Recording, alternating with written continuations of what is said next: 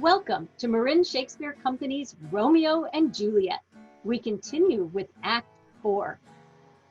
Romeo and Juliet are from warring families who hate each other, but they've met and fallen in love.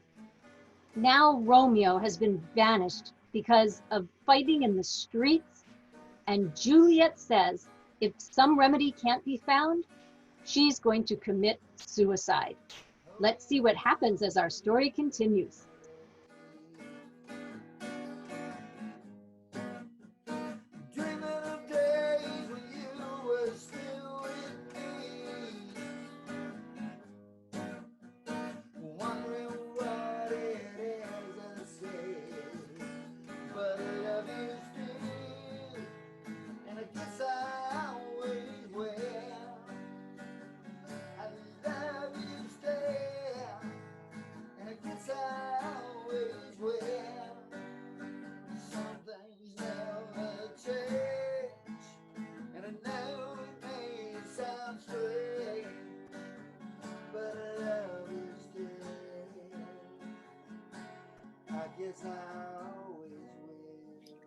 We have the opportunity now to share some check-ins and warm-ups, which I'm excited to do. This is something that we all do as actors, and when we start our programs, every class period starts with check-ins and warm-ups. We do this to warm up our voice, starting with a breath. That connects us with our voice. We warm up our muscles to have better movement. That's the small muscles like of our face, our fingers, and also the larger muscles too, so we can, again, stay safe, have a warm up, and really interact with our character physically. And we also do that emotionally. We have the check-ins. It helps us get deep in ourselves. That helps us connect to our creativity. So whether you're an actor or a writer, whether your inspiration comes through a voice or movement, your imagination, and that interacts with the world. That's a great way to start that process with a check-in. So we invite you to join us in this process of checking in, warming up, and then moving on with our story. So when we start classes, we typically do a check-in. And the reason we do check-ins is it gives us a question to ponder throughout the entire class session. It's a theme, it's an idea, it's an emotion, something that relates to what we're working on in class that day, and also helps us understand the play and maybe some of the larger themes that we're working through in our life. It helps us understand our emotions, our characters' emotions, and helps us understand what we're working on in class that day. Here are some example check-in questions that you can think about and answer to yourself as you go about your days. What is something that supports you? What is something that's holding you back? What does it feel like to be forgiven? What does it feel like to forgive? If you could have any superpower in the world, what would it be and why? And if your life was a song, what would that song be? The next exercise we're going to do is a mirror exercise. If you feel bold, try doing this with a buddy that you trust. It's really fun and it really unlocks a lot of creativity. The goal of this game is to have everybody imitating each other so seamlessly that you have no idea who's the leader and who's the follower. One person will start a movement very slowly and the other people will try and follow it like they're reflections in a mirror. See if you can do this and stay as connected as possible with your partner. See what you discover. See if you can follow along with my movements.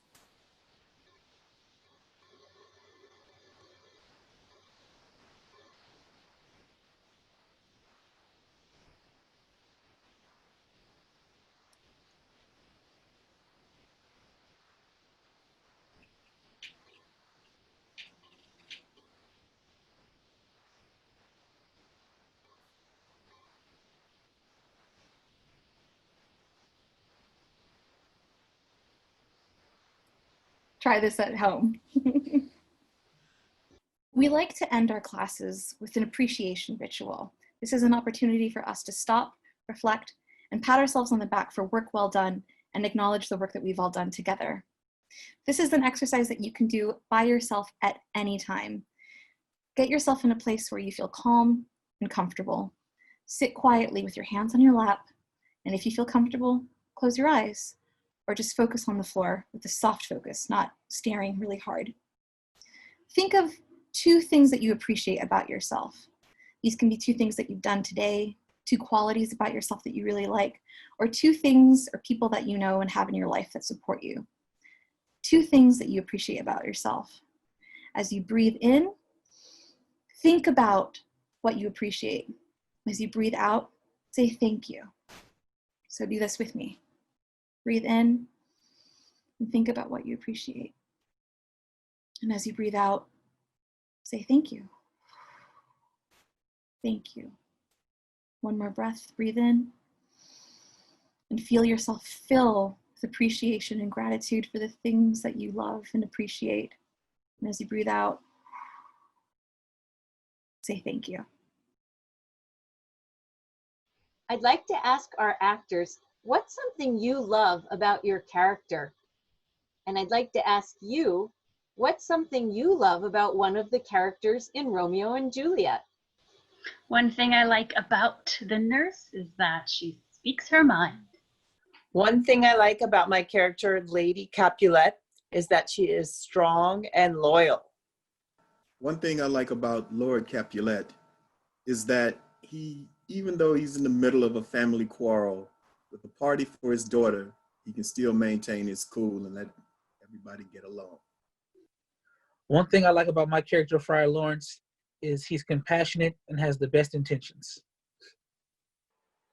One thing that I like about my character, Juliet, is that she's incredibly intelligent and very devoted. One thing I like about my character, Romeo, is his obsession with fate. One thing I really like about my character, Paris, is he really knows what he wants and he's determined to get it. One thing I like about my character, the musician, one of the musicians, is a sense of whimsy.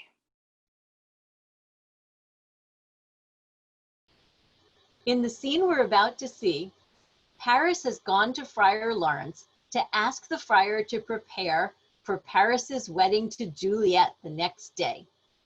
Juliet enters, and Paris tells her how excited he is and happy to be marrying her. Juliet is non-committal. When Paris leaves, Juliet tells the friar that she'll never marry Paris because she's already married to Romeo. She says she'd rather kill herself.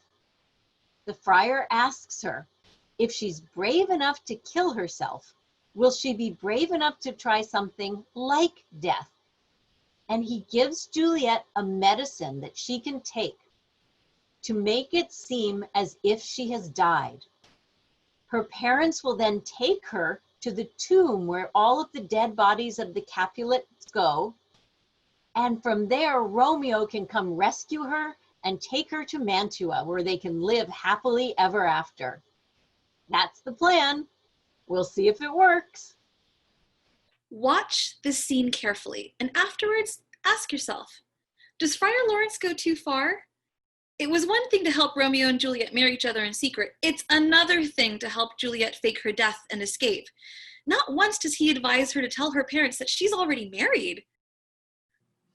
In this coming scene, it is all about proving how loyal and trusting Juliet is. Not only does she trust the nurse with her innermost feelings and her need to get to Romeo when Juliet can't, she also trusts Romeo almost from the get-go. And now we see how much faith and trust she puts in Friar Lawrence, to the point where he goes on about, I don't know if this is going to work. I think this potion is the one that should, and this is what's going to happen. And we're hoping that you wake up in a tomb with your ancestors, but we'll see. And she immediately says, give it to me. I'm on, I'm done, I'm doing it.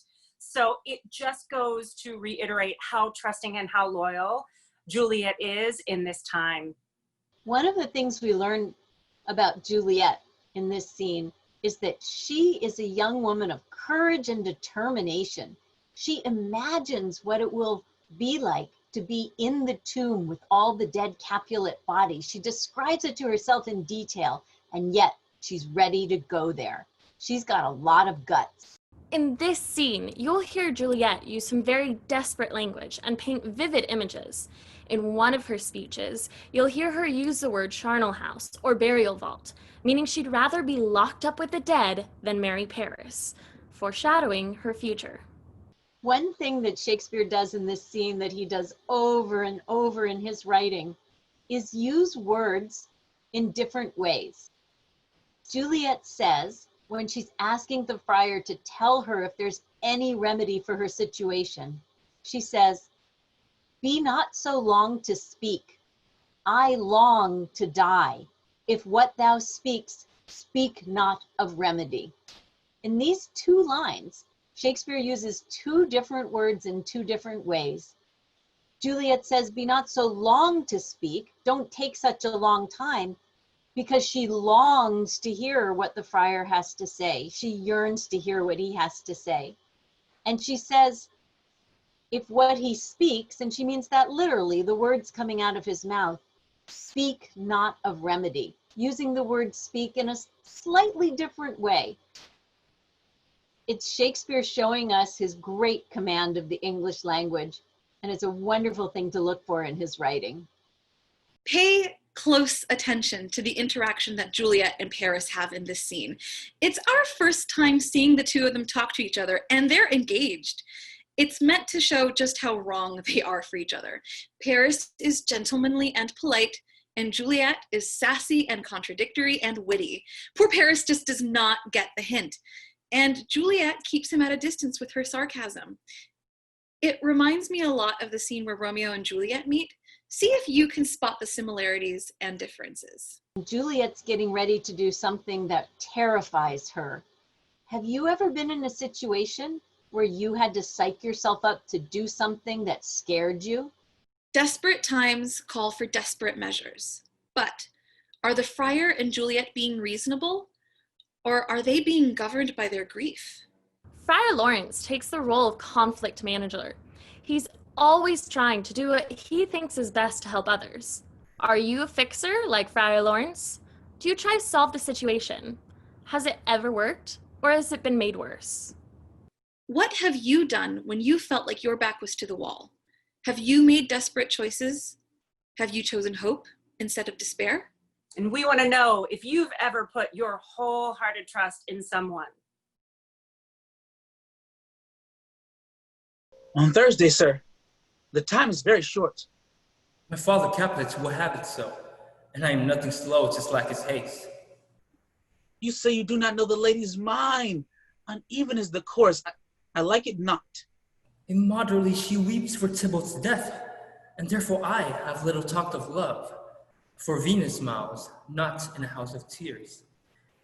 Now, sir, her father counts it dangerous that she doth give her sorrow so much sway, and in his wisdom hastens our marriage, to stop the inundation of her tears, which, too much minded by herself alone, may be put from her by society. Now do you know the reason of this haste? I would I knew not why it should be slowed. Look, sir, here comes the lady towards Marcel. Happily met, my lady, and my wife. And may be, sir, when I am, maybe a wife.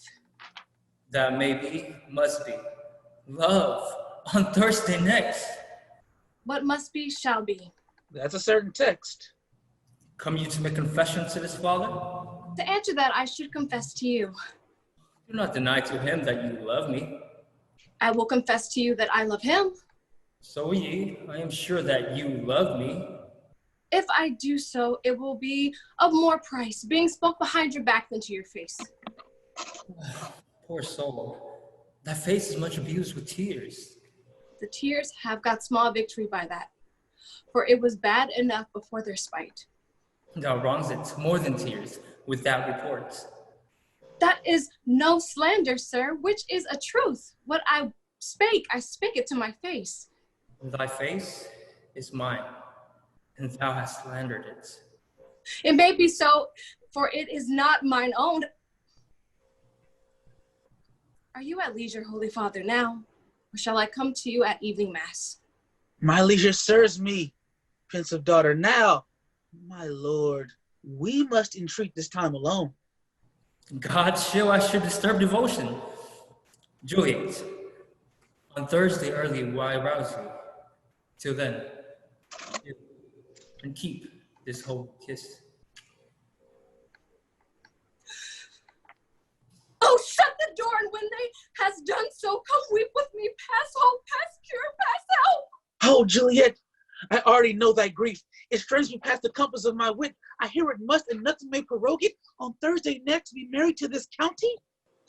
Tell me not, friar, that thou hurts of this, unless thou tell me how I may prevent it. If in thy wisdom thou canst give no help, do thou but call my resolution wise, and with this knife I'll help it presently. God joined my heart in Romeo's, thou our hands, and ere this hand by thee, Romeo, sealed, shall be labeled to another deed, or my true love with treacherous revolt turn to another shall slay them both. Therefore, out of thy long experienced time, give me some present counsel, or behold, twixt my extremes and me, this bloody knife shall play the umpire, arbitrating that which the commission of thy years and art could to no issue of true honor bring. Be not so long to speak, I long to die.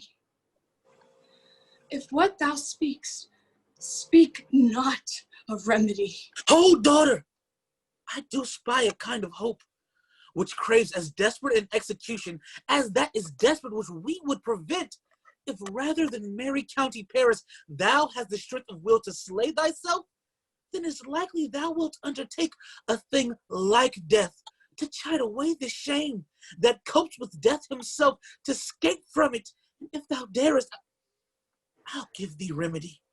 Oh, bid me leap rather than marry Paris from off the battlements of yonder tower, or walk in thievish ways, or bid me lurk where serpents are. Chain me with roaring bears, or shut me nightly in a charnel house, overcovered quite with dead man's rattling bones, with reeking shanks and yellow chapless skulls, or bid me go into a new-made grave, and hide me with a dead man in his shroud. Things that to heard them told have made me tremble. And I will do it without fear or doubt, to live an unstained wife to my sweet love. Hold then, go home, be merry. Give consent to marry Paris. Wednesday is tomorrow. Tomorrow night look that thou lie alone. Let not thy nurse lie with thee in thy chamber. Take thou this vial, being then in bed, and this distilled liquor drink thou off, when pleasantly through all thy veins shall run a cold and drowsy humor, for no pulse shall keep his native progress, but surcease. No warmth, no breath shall testify thou livest. The roses in thy lips and cheeks shall fade to poly ashes, thy eyes' windows fall like death when he shuts up the day of life. Each part deprived of supple government shall stiff and stark and cold appear like death. And in this borrowed likeness of shrunk death, thou shalt continue 42 hours, and then awake as from a pleasant sleep. Now, when the bridegroom in the morning comes to rouse thee from thy bed, there art thou dead. Then, as the manner of our country is, in thy best robes, uncovered on the bier, thou shalt be borne to that same ancient vault where all the kindred of Capulets lie. In the meantime, against thou shalt wake, shall Romeo by my letters know our drift, and hither shall he come, and he and I will watch thy waking, and that very night shall Romeo bear thee hence to Mantua, and this shall free thee from this present shame, if no inconstant toy or womanish fear bait thy valor in acting it. Give me, oh, tell me not of fear. Hold, get thee gone. I will send letters with speed to Mantua, to thy lord. Farewell. Oh, give me strength, and strength shall help afford. Farewell, dear father.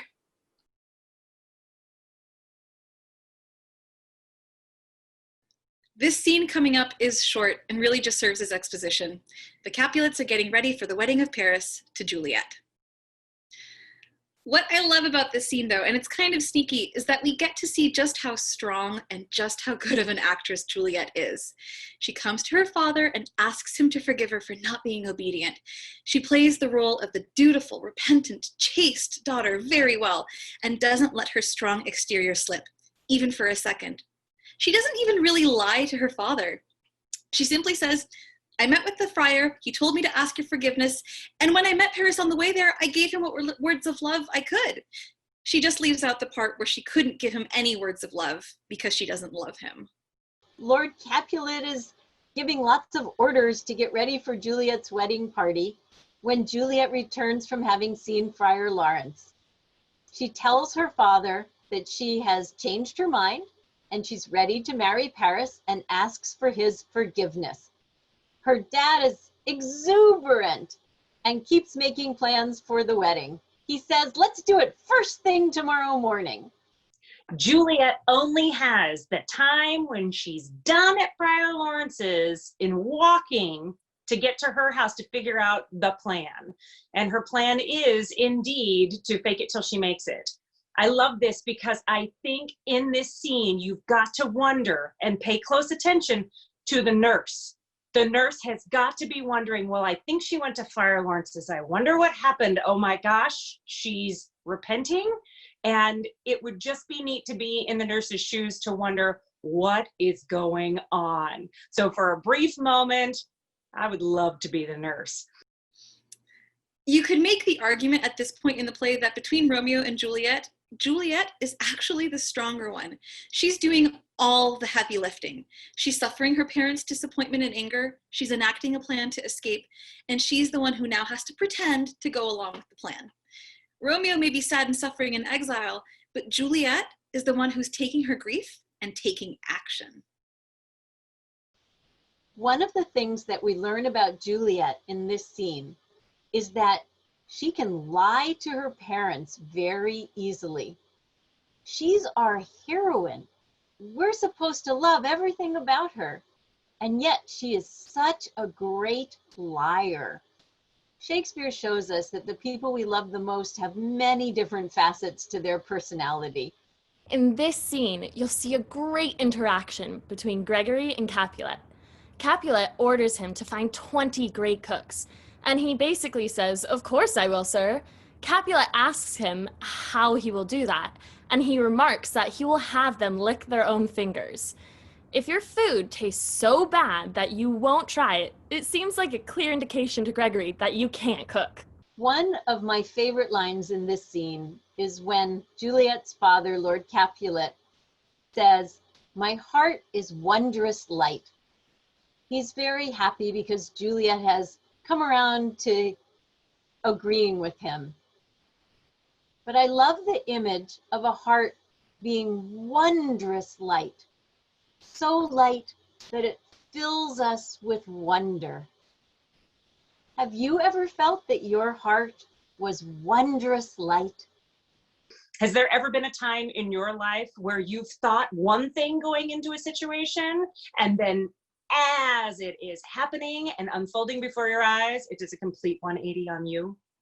Have you ever been so distracted, like Lord Capulet, by something that you didn't notice what was right in front of you?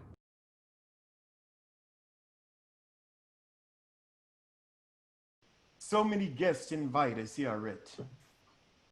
Sirrah, go hire me 20 cunning cooks.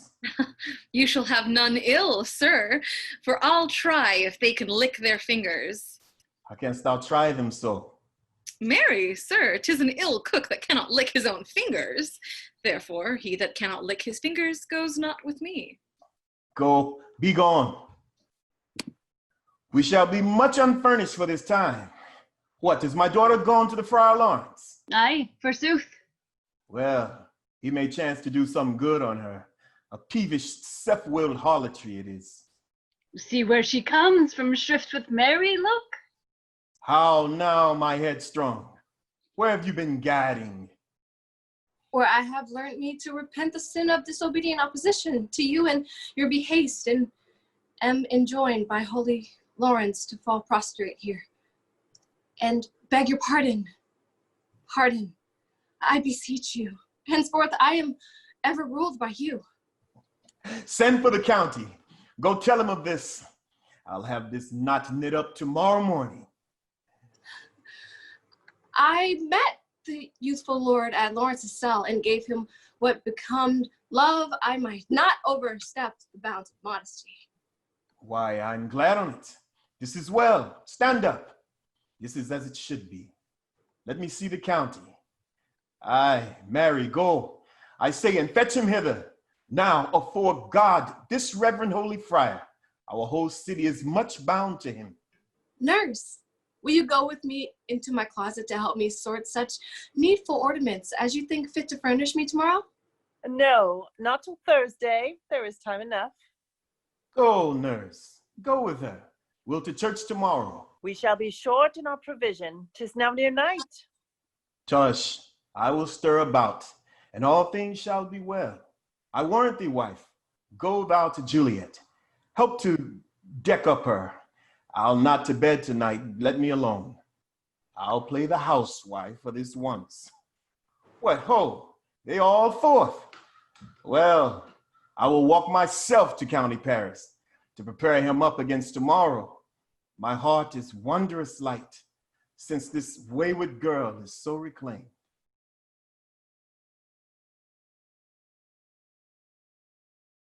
In this next scene, Juliet's nurse is laying out the clothes she'll wear at her wedding tomorrow. Juliet says goodnight to her nurse and mother, and then she gets ready to take Friar Lawrence's potion. She imagines what might happen. She wonders if it will really kill her.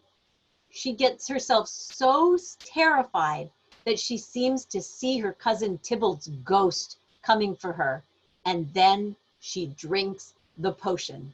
The vulnerability of Juliet is exactly what every person can relate to. We literally get to see her talking herself in and out of something. In fact, she even calls out for the nurse and her mother, probably pretty instinctively and hopeful that, wait, come back, and nobody does. And that could also be a sign that, well, since they didn't come back, here I go. That's up for the actor to anticipate and make a decision about. But the vulnerability of talking to yourself is something we all can relate to. When was the last time you talked yourself in or out of something huge? You'll hear Juliet ask the nurse to leave her alone, for I have need of many orisons to move the heavens. She is referring to prayer here. Though this is a play about love, I think you can make the case that this is also a play about grief and guilt. Listen to Juliet's monologue. Even as she's freaking out and going over her options, she talks about her cousin Tybalt repeatedly. She sees his ghost in front of her. It sounds like the grief she's feeling for her cousin's death is still haunting her and maybe even influencing her decisions. If she doesn't follow through with the plan, if she and Romeo don't get to live together, then Tybalt died for nothing. Lady Capulet and the nurse rush to Juliet's bedroom to help her ready for tomorrow, but Juliet persuades them to let her spend the night alone. Finally alone, she wonders what will happen to her with the vial Friar Lawrence gave her. She's afraid that it could be poison, or that Romeo will come too late and she'll wake surrounded by the dead. She then sees Tybalt's ghost looking for Romeo. One of my favorite lines in this scene is when Juliet says, "I have a faint, cold fear thrills through my veins." Each one of those words is just a monosyllable, just one little short word. I have a faint, cold fear thrills through my veins.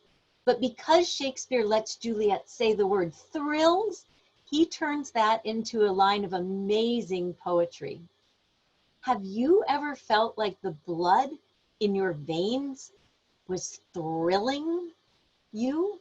That's what Juliet feels like. In this scene, we see Juliet wrapped up in the fear of what-ifs. Just a few scenes before, she told Friar Lawrence she'd rather be locked up with the dead than marry Paris. But here Juliet wonders what would happen if she woke up too early before Romeo can get to her. Like Juliet, have you ever been held up in your fear of the what-ifs? In this scene coming up, you're going to hear Juliet deliver a beautiful, sad monologue. In all the poetry, The main issue she's grappling with is this. She's standing on the edge of no return. Once she drinks this potion and the plan is set in motion, she has no control over the outcome and is totally vulnerable. She suddenly sees how her very life is hanging in the balance. What if the friar betrays her? What if she wakes up too early and Romeo doesn't come and rescue her in time? What if she doesn't drink the potion and marries Paris? There are no good options, and at this point, the only way out is through. Juliet's monologue is a moment of weakness and terror, but I think we can forgive her fears. Have you ever come up against terrible, desperate circumstances and had to take an action where the risk was enormous, but the reward was great? Juliet has to do something that terrifies her in this scene. Have you ever had to do something that terrifies you? What does it mean to put your very life on the line, to stand up for yourself, to stand up for what you believe in, to stand up for love?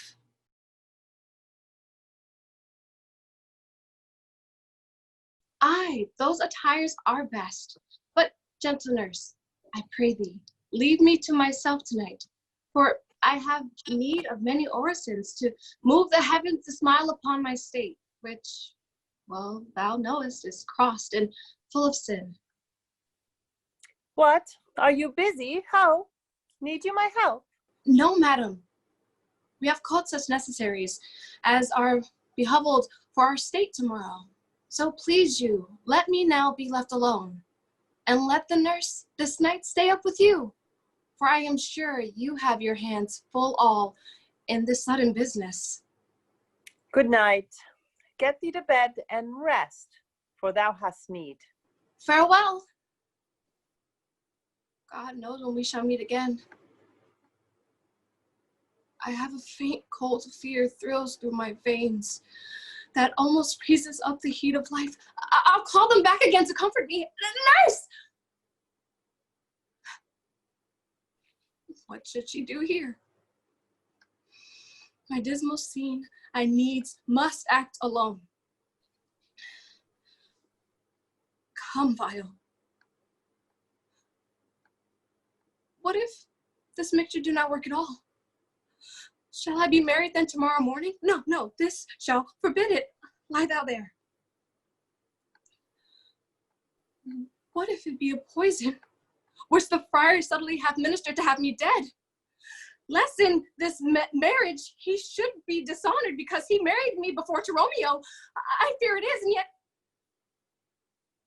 methinks it should not. For he hath still been tried a holy man. How if, when I am laid into the tomb, I wake before the time that Romeo comes to redeem me? That's a fearful point. Shall I not then be stifled in the tomb? To whose foul mouth no healthsome air breathe in, and there die strangled ere my Romeo comes?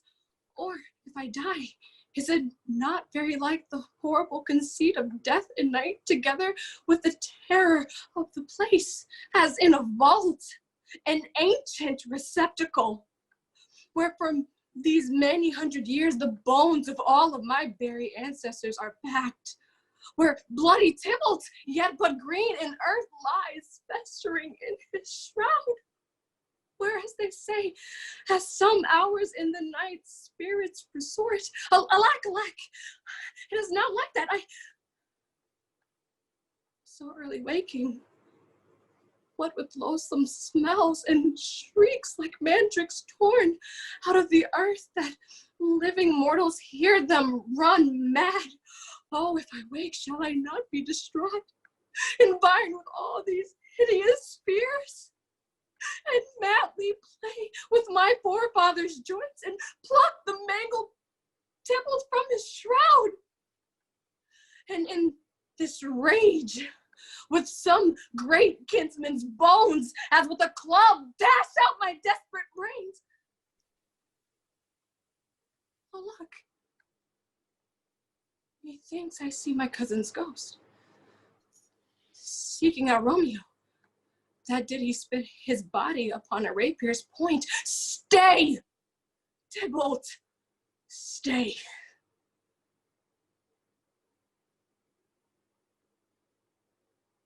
Romeo, I come. This do I drink to thee.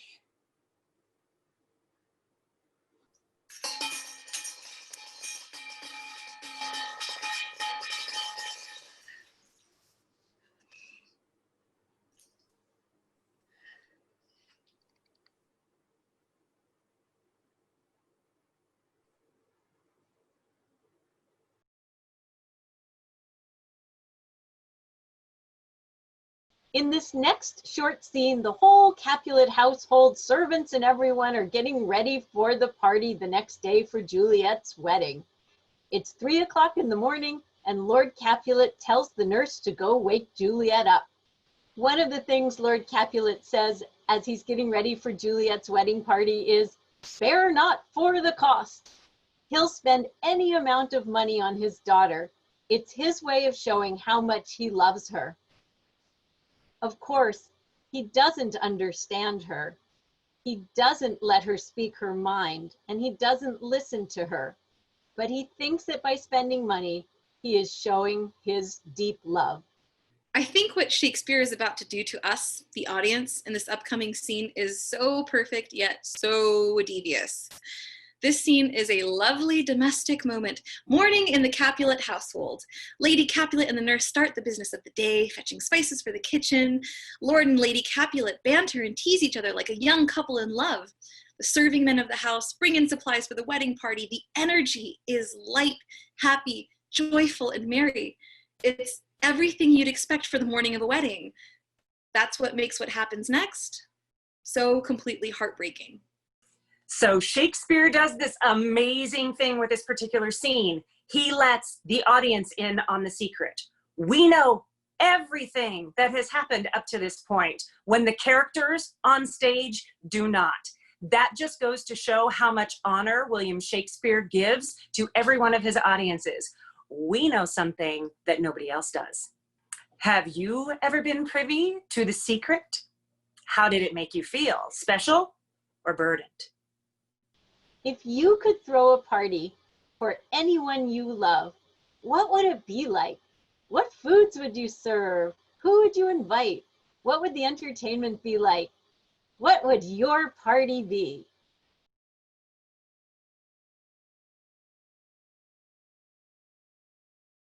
Hold, take these keys and fetch more spices, nurse. They call for dates and quinces in the pastry. Come, stir, stir, the second cock hath crowed. The curfew bell hath rung, 'tis 3 o'clock. Look to the baked meats, good Angelica. Spare not for the cost. Go, you Cotquen, go, get you to bed, Faith. You'll be sick tomorrow for this night's watching. No, not a whit. What? I've watched here now all night for lesser cause, and ne'er been sick. Aye, you have been a mouse hunt in your time, but I will watch you from such watching now. A jealous hood, a jealous hood. Now, fellow, what's there? Things for the cook, sir, but I know not what. Make haste, make haste. Sarah, fetch drier logs. Call Peter. He will show thee where they are. I have a head, sir, that will find out logs and never trouble Peter for the matter. Mass, and well said. A merry horseman, huh? Thou shalt be loggerhead. Good faith, 'tis day. The county will be here with music straight, for so he said he would. I hear him near. Nurse, wife, what, ho, what nurse, I say. Go, waken Juliet. Go and trim her up. I'll go chat with Paris, hi. Make haste, the bridegroom, he is here, he has come already. Make haste, I say.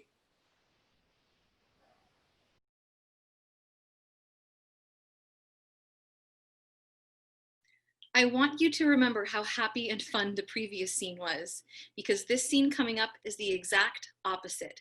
The nurse and the Capulets are going to discover Juliet, who by all appearances is dead.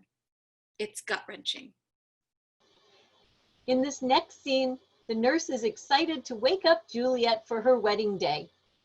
But She finds her seemingly dead in her bed. The family comes in and they're all filled with grief and woe.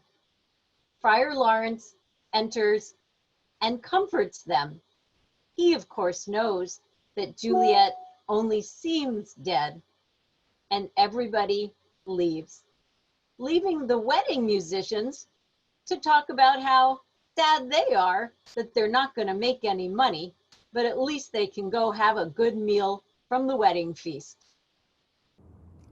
In this scene, when Juliet dies, we see many different reactions. Peter asks for a happy song to put his heart at ease, but they won't play it as it is not appropriate. One thing the musicians wonder after Peter leaves is when the mourners will return so that they can eat. They just lost their wedding job and were waiting for the new one to begin.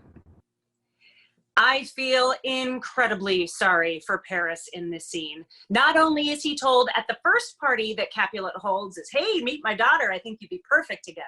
But the second meeting is technically his wedding. And hey, are we excited to plan this wedding? And by the third time we see him on stage, his bride has technically died. And all he's left with is death is my wife. And it's so sad in the midst of the nurse crying and Lady Capulet grieving and Lord Capulet being a little overdramatic. And there's Friar Lawrence acting like he's got all of the answers again, when really he's privy to the secret that she really isn't dead. A lot is going on in this scene, but it doesn't take away from the fact that I feel so sorry for Paris, and lends itself to really know that Paris drives this entire play with his ups and his downs. In this section of the play, we have ups and downs and ups and downs. Lord Capulet is angry that Juliet won't obey him, excited when she does, distressed and destroyed when he finds her dead. And then we have the musicians who inject some humor into the very end of this scene. Shakespeare is showing us that life is filled with ups and downs, and the things that are very essentially important to some people are just a minor part of other people's lives. Friar Lawrence appears to be the voice of reason once again. While the Capulets in Paris are grieving, he gets them to calm down and decide to bury her quickly. Remember, the clock is ticking. Juliet has to be placed in that tomb before she wakes up. In this scene, Lord Capulet uses the image of Juliet as a flower. He says, "Death lies on her like an untimely frost upon the sweetest flower of all the field." The image is that the most beautiful, tender flower has been killed by the frost of death. And then later he says, "Flower as she was, deflowered by him, death is my son-in-law, death is my heir, my daughter he has wedded, I will die and leave him all, life living, all is death's." He takes that image of Juliet as the flower and death as the frost, and he turns it into something much more deep. As death as Juliet's bridegroom, death lying with Juliet, death the only heir that Lord Capulet will have because he has no other children and no other prospects for his future. It's very beautiful Shakespearean imagery. It's going to be tough, but I want you to pay close attention and hear how often the characters repeat the same words over and over again. She's dead. She's dead. Oh, woeful day. Oh, hateful day. My child is dead. Even in the characters' more poetic lines, listen to how similar their language and imagery is. These are people who are in shock. And even though they are speaking in such beautiful, tragic language, they keep coming back to the same devastating truth. My child is dead, and I die with her. The nurse tries to wake Juliet, but finds her dead. The nurse cries, and soon after, both Lady Capulet and Lord Capulet join her. As they're crying, Friar Lawrence, Paris, and the musicians enter, only to discover the sad scene. Paris begins to mourn Juliet too, and when Friar Lawrence reminds them she's gone to a better place, he suggests that they go make preparations for her funeral. We are then left with the musicians and Peter, who asks them to play a happy song. The musicians refuse, as it would be inappropriate at this sad time.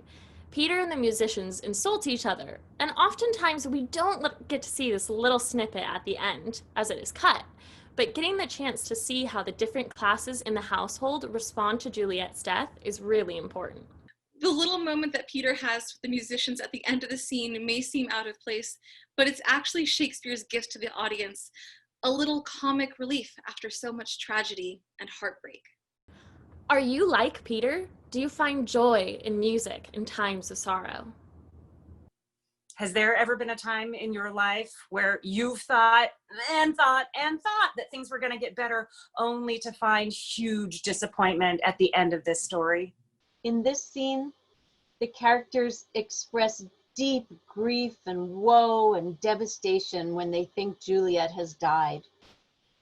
When have you ever felt grief and woe? Does Shakespeare's words express how you felt?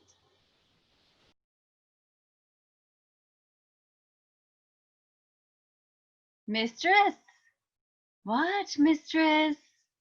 Juliet! Fast, I warned her, she. Why, lamb! Why, lady! Why, you slug a bed! Why, bride! Ah. What, not a word? Oh, you take your pennyworths now, sleep for a week, for the next night I warrant the county Paris hath set up his rest, that you shall rest but little. Oh, God forgive me. Marian, Amen, how sound is she asleep? I must needs wake her. Madam, madam, madam. Ah, well, let the county take you in your bed, he'll fright you up, faith, will it not be? What? Dressed in your clothes and down again? I must needs wake you, lady. Lady! Lady! Alas! Alas! Oh, help! Help! My lady's dead! Oh, well, a day that ever I was born. So aquavite, oh! Oh, my lord! My lady! What noise is here? Oh, lamentable day! What is the matter? Look! Look!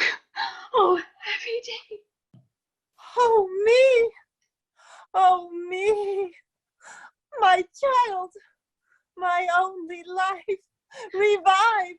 Look up, or I will die with thee. Help! Help! Call help! For shame! Bring Juliet forth. Our Lord is come. She's dead, deceased. She's dead. Alack the day! Alack the day! She's dead! She's dead! She's dead! Let me see her. Out, alas. She's cold. Her blood is settled and her joints are stiff. Life and these lips have long been separated. Death lies on her like an untimely frost upon the sweetest flower of all the field. Oh, lamentable day! Oh, woeful time!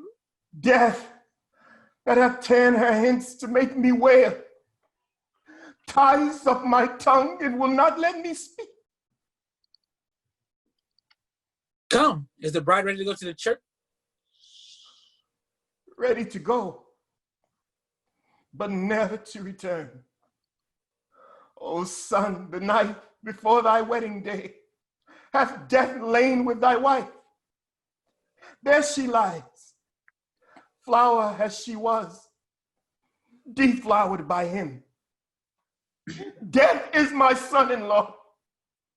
Death is my heir. My daughter hath wedded. I will die and leave him all. Life, living, all is death's. Have I thought long to see this morning's face? And doth it give me such a sight as this? Accursed, unhappy, wretched, hateful day! Most miserable hour that e'er time saw in lasting labor of his pilgrimage. But one poor and loving child, but one thing to rejoice and solace in, and cruel death hath catched it from my sight. Oh, woe! A woeful, woeful, woeful day, most lamentable day, most woeful day that ever I did yet behold. Oh day, oh day, oh day, oh hateful day, never was seen so black a day as this. Oh woeful day, oh woeful day. God, divorced, wronged, spited, slain. Most detestable death by thee, begod. And cruel thee, I'd overthrown. Oh love, oh life, not life, but love and death. Despised, distressed, hated, martyred, killed. Uncomfortable time. Why camest thou now to murder our solemnity? Oh child, my soul, and not my child. Dead art thou, alack, my child is dead. And with my child, my joys are buried. Peace, hold for shame. Confusion's cures live not in these confusions. Heaven and yourself had part in this fair maid. Now heaven hath all, and all the better is it for the maid. Your part in her you could not keep from death, but heaven keeps his part in eternal life. The most you sought was her promotion, for 'twas your heaven she should be advanced. And weep ye now, seeing she is advanced above the clouds as high as heaven itself?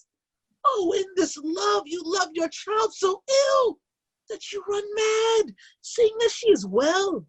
She's not well married that lives married long, but she's best married that dies married young. Dry up your tears, stick your rosemary on this fair course, and as the custom is, and in all her best array, bear her to the church. For though fond nature bids us all lament, yet nature's tears are reason's merriment. All things that we ordain festival turn from their office to black funeral. Our instruments to melancholy bells, our wedding cheers to sad burial feast, our solemn hymns to sullen dirges change, our bridal flowers serve for a buried corpse, and all things change then to the contrary. Sir, go you in, and madam, go with him, and go, Sir Paris. Everyone prepare to follow this fair course unto her grave. The heavens do lower upon you for some ill. Move them no more by crossing their high will. Faith, we may put up our pipes and be gone. Honest, good fellows. Ah, put up, for well you know this is a pitiful case. Aye, by my troth, the case may be amended. Musicians, oh musicians, heart's ease, heart's ease. Oh, and you will have me live, play heart's ease. Why heart's ease? Oh musicians, because my heart itself plays, my heart is full of woe. Oh, play me some merry dump to comfort me. Not a dump, we. 'Tis no time to play now. You will not then? No. I will then give it you soundly. What will you give us? No money on my faith, but the gleek. I will give you the minstrel. Then I will give you the serving creature. Then I will lay the serving creature's dagger on your pate. I will carry no crotchets, I'll array you, I'll thaw you. Do you note me? And you ray us and thaw us. You note us. And pray you, put up your dagger and put out your wit. Then have at you with my wit. I will dry heave you with an iron wit and put up my iron dagger. Answer me like men. When griping grief the heart doth wound, and doleful dumps the mind oppressed, then music with her silver sound. Oh, why silver sound? Why music with her silver sound? What say you, Simon Catling? Marry, sir, because silver hath a sweet sound. Pretty. What say you, Hugh Rebeck? I say silver sound because musicians sound for silver. Pretty too. What say you, James Soundpost? Oh, faith, I know not what to say. Oh, I cry you mercy! You are the singer. I will say for you, it is music with her silver sound, because musicians have no gold for sounding. Then music with her silver sound, with speedy help doth lend redress. What a pestilent knave is the same. Ah, hang him, Jack. Come, we'll in here. Tarry for the mourners and stay for dinner.